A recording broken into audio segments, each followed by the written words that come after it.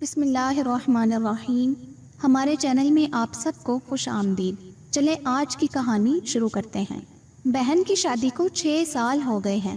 میں کبھی اس کے گھر نہیں گیا، عید اور شب برات پر بھی نہیں، بس ابو یا امی جاتے ہیں۔ میری بیوی ایک دن مجھ سے کہنے لگی، آپ کی بہن جب بھی آتی ہے اس کے بچے گھر کا حال بگاڑ کر رکھ دیتے ہیں، خرچ ڈبل ہو جاتا ہے، اور تمہاری ماں ہم سب سے چھپ چھپا کر کبھی اس کو صابن کی پیٹی دیتی ہے، کبھی کپڑے، کبھی سرف کے ڈبے، اور کبھی کبھی تو چاول کا تھیلا بھر دیتی ہے۔ اپنی ماں کو بولو یہ ہمارا گھر ہے، کوئی خیرات سینٹر نہیں۔ مجھے بہت غصہ آیا۔ میں مشکل سے خرچ پورا کر رہا ہے اور ماں سب کچھ بہن کو دیتی جا رہی ہے۔ بہن ایک دن گھر آئی ہوئی تھی، اس کے بیٹے نے ٹی وی کا ریموٹ توڑ دیا۔ میں ماں سے غصے میں کہہ رہا تھا، ماں بہن کو بولو یہاں عید پہ آیا کرے بس، اور یہ جو آپ صابن، سرف اور چاول کا تھیلا بھر کر دیتی ہے نا، ایسا کرنا بند کریں۔ ماں چپ رہی، لیکن بہن نے ساری باتیں سن لی تھی، لیکن میری بہن کچھ نہ بولی۔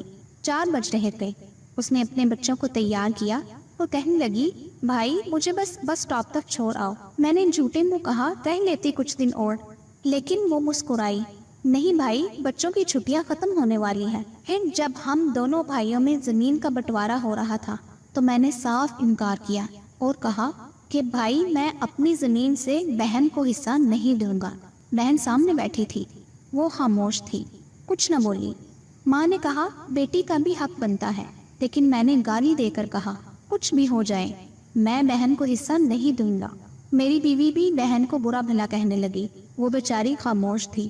بڑا بھائی کچھ وقت کے بعد علیحدہ ہو گیا۔ میرے بڑے بیٹے کو ٹی بی ہو گئی، میرے پاس اس کا علاج کروانے کے پیسے نہیں تھے، بہت پریشان تھا میں، قرض بھی لے لیا تھا لاکھ روپیہ، بھوک سر پہ تھی، میں بہت پریشان تھا، کمرے میں اکیلا بیٹھا تھا، شاید رو رہا تھا حالات پہ۔ اس وقت وہی بہن گھر آ گئی۔ میں نے غصے سے بولا، اب یہ آ گئی ہے منحوس۔ میں نے بیوی کو کہا کچھ تیار کرو بہن کے لیے۔ بیوی میرے پاس آئی، کوئی ضرورت نہیں گوشت یا بریانی پکانے کی اس کے لیے۔ پھر 1 گھنٹے بعد وہ میرے پاس آئی اور بولی، بھائی پریشان ہو؟ بہن نے میرے سر پہ ہاتھ پھیرا، بڑی بہن ہوں تمہاری، گود میں کھیلتے رہے ہو، اب دیکھو مجھ سے بھی بڑے لگتے ہو۔ پھر میرے قریب ہوئی، اپنے پرس سے سونے کے کنگن نکالے، میرے ہاتھ میں رکھے اور آہستہ سے بولی، پاگل تو ایویں ہی پریشان ہوتا ہے، بچے سکول تھے، میں نے سوچا دوڑتے دوڑتے بھائی سے مل آؤں، یہ کنگن بیچ کر اپنا خرچہ کر، بیٹے کا علاج کروا، شکل تو دیکھ ذرا کیا حالت بنا رکھی ہے۔ میں خاموش تھا، بہن کی طرف دیکھے جا رہا تھا۔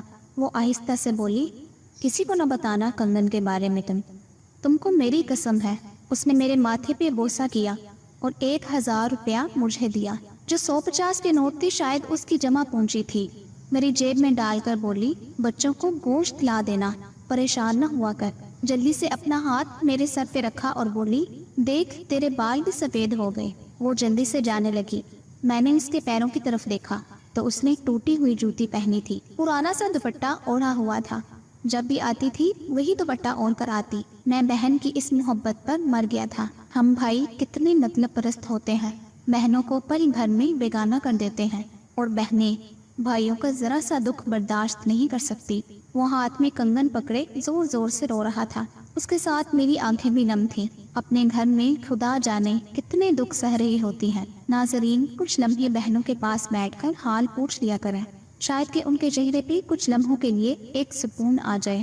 بہنیں ماں کا روپ ہوتی ہیں۔ اللہ پاک آپ کی اور میری بہنوں کی زندگی لمبی کرے، ہر آزمائش اور مصیبت سے محفوظ فرمائے اور دلی سکون نصیب فرمائے، آمین۔ ناظرین کرام، ویڈیو پسند آئی ہو تو میری حوصلہ افزائی کے لیے لائک ضرور کیجیے گا اور چینل کو سبسکرائب بھی کیجیے گا، تاکہ ایسی ہی معلوماتی اور سبق آموز ویڈیوز آپ تک بآسانی پہنچ سکے۔ اگلی ویڈیو تک کے لیے مجھے اجازت دیجیے۔ اللہ آپ سب کا حامی و ناصر ہو۔